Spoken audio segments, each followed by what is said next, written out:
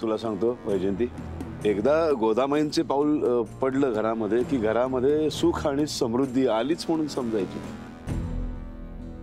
तर आपल्या सारंग आणि मुक्ता यांचं आयुष्य म्हणजे भरभराट नुसती, बाकी काही विचारच करायचा नाही. आता तुम्हाला आजपर्यंत मी कधी सांगितलं नाही, गोदामाईंना विचारल्याशिवाय त्यांच्या आशीर्वादाशिवाय मी काहीही करत नाही. त्यांनी नाही म्हटलं की मी नाही करत. यश मिळणारच. तुला सांगतो, आता आर्याच्या वडिलांच्या बरोबर मी जो नवीन व्यवसाय सुरू करणार होतो, कारखाना, तेव्हा गोदामाईने मला सांगितलं होतं की हे करू नका, त्यांच्या बरोबर भागीदारीमध्ये व्यवसाय करू नका, खड्ड्यात जा. आर्याबरोबर नातं जोडायचं होतं. त्या धुंदीमध्ये मी यांचं ऐकलं नाही आणि पुढं काय झालं, यांचा शब्द खरा ठरला. इतकी भविष्यवाणीमध्ये एवढी ताकद आहे. शिवाय गोदामाईंची फक्त अध्यात्मातच तयारी नाहीये बरं का, म्हणजे विज्ञानामध्ये सुद्धा त्यांनी खूप उंची गाठलेली आहे. आत्म्यांची भाषा कळते, आत्मे दिसतात, वास्तू बोलते त्यांच्याशी. जे अदृश्य आहे ते त्यांना दिसतं.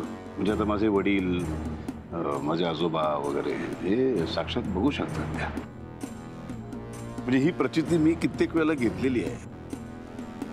नमस्कार गोदामाई, मी वैजयंती यांची पत्नी. शुभ भाऊ. नमस्कार, मी भाऊसाहेब, दादासाहेबांचा लहान भाऊ. नमस्कार, मी अंबिका, दादाची धाकटी बहीण. डोळे डोळे भूतकाळ सांगतात आणि कपाळ भविष्य.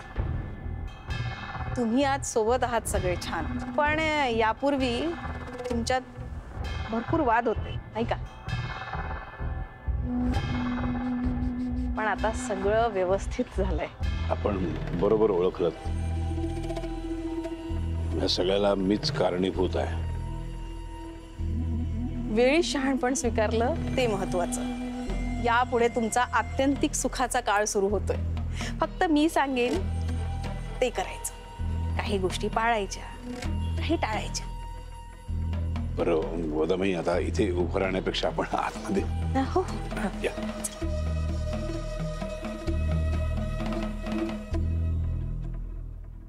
या.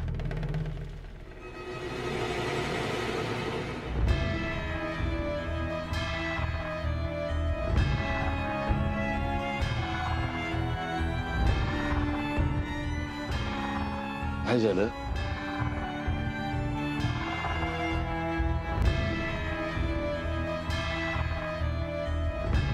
काय झालं काय गोदामाई? रावसाहेब, तुम्ही आपल्या माणसाला दिलेल्या त्रासाचा, द्वेषाचा अजूनही वास येतो इथे.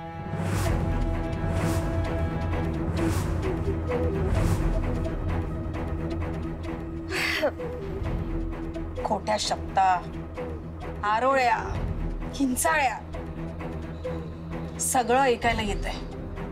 आपण स्वतःची शुद्धी केली रावसाहेब, पण या वास्तूची शुद्धी करायला विसरलो.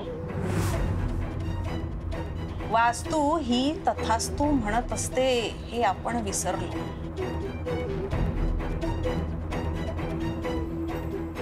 मग गोदामाई, वास्तूच्या शुद्धीकरणासाठी काय करायला हवं? मी करून घेतो ते आपण करूच, पण तुर्तास तुम्ही आता या पार्टीत सामील व्हायचं नाही.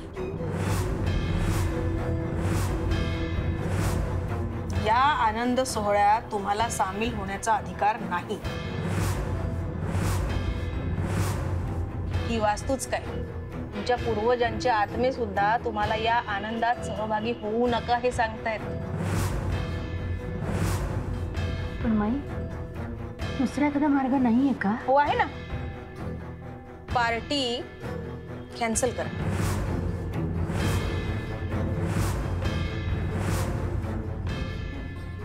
नाही गोदामाई, माफ करा, पण पार्टी अशी रद्द नाही करता येणार. काय गेल्या 4 दिवसांपासून अनेक लोकांना, अनेक प्रतिष्ठित लोकांना निमंत्रण गेलेली आहेत आणि आता पार्टी सुरू व्हायची वेळ आली. एव्हाना सगळी मंडळी यायला सुद्धा सुरुवात झालेली आहे. त्यामुळे पार्टी रद्द करणं शक्य नाही आहे. हो ना. मग पार्टीत सहभागी होऊ नका. हो, म्हणजे कसं आहे ना, याचा त्रास तुम्हाला होणार नाही. याचा सगळा त्रास तुमच्या मुलाला आणि सुनेला भोगावा लागेल. नाही, माझ्या लेकरांना कुठलाही त्रास होता कामा नये. त्यांच्या सुखासमोर माझी पार्टी मला महत्वाची नाहीये. ठीक आहे, मी पार्टीमध्ये सहभागी नाही होणार. हो दादा, खरंच तुझ्यासाठी या आनंदापासून दूर राहणं सोपं नाहीये.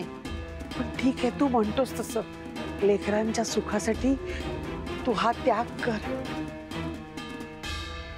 गोदाबाई, आमची वास्तू तुमच्या पदस्पर्शाची वाट बघते. या. या, वा.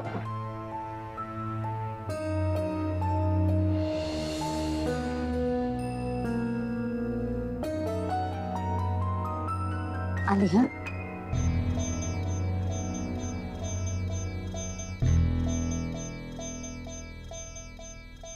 काय झालं, काय टेन्शन आलंय का? पापाची फळं भोगावीच लागतात. माणसाची कर्म आड येतात बरोबर. आजपर्यंत मी घराला त्रास दिला, आता घर मला त्रास देते. मला असं वाटतंय त्या जे म्हणतात ते ऐकायला हवं आपण. पटतंय मलाही. केवळ मुक्ता आणि सारंगच्या सुखासाठी, त्यांच्या भविष्यासाठी हे करावं लागेल. फक्त त्या आपल्या सारंगशी बोलणार कोण आणि कसं? आपण बोलूया का जाऊन? तू त्याच्या खोलीमध्ये जा, मी आलोच.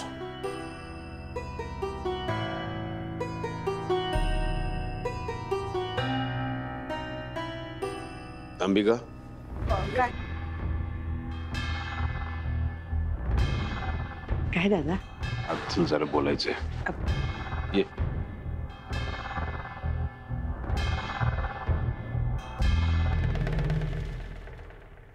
ही बाई मी पार्टीमध्ये येऊ शकत नाही असं कसं म्हणू शकते? अरे ते स्वतःच्या मनाने नाही, मी तिला तसं सांग म्हणून सांगितलंय.